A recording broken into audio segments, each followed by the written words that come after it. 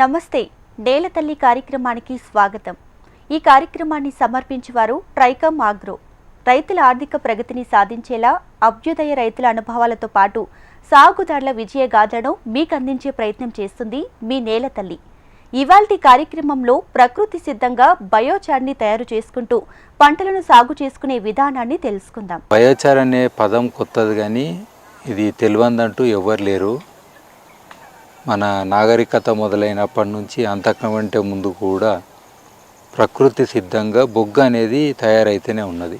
అయితే రెండు రకాల బొగ్గులని అనుకోవాలి। ఒకటేమో భూమి కింద అయ్యే బొగ్గు, అదేమో కోల్ అని అంటాం మనము।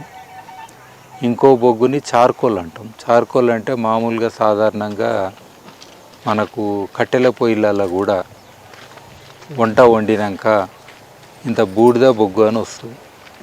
సో ఈ బొగ్గు కూడా మనము చెట్లకు ఉపయోగించవచ్చు, అంటే మట్టిలో కూడా యాడ్ చేసి దీన్ని ద్వారా ఏదైతే బయోచార్ అని మనం ఈ మధ్యన డిస్కషన్ చేస్తున్నామో ఆ గుణాలు అన్నిటినీ కూడా ఇందులో చూడవచ్చు।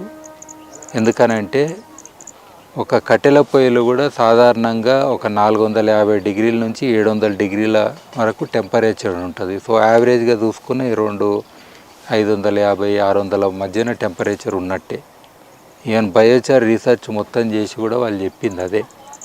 ఈ టెంపరేచర్లో ఏ బయోమాస్ అన్నా, బయోమాస్ అంటే మనము కట్టెలనండి, పంట వ్యర్థాలనండి, లేదా షెల్స్ అని అంటాం, లైక్ క్యాష్యూ నట్ అని అంటాం కదా, దాని మీద ఉండే పొట్టు, సో అలాంటివి, ఆఖరికి గడ్డి, ఈవెన్ పత్తి కట్టే, ఏదైనా సరే బయోమాస్, దాన్ని మనము బొగ్గు అనేది చెయ్యొచ్చు।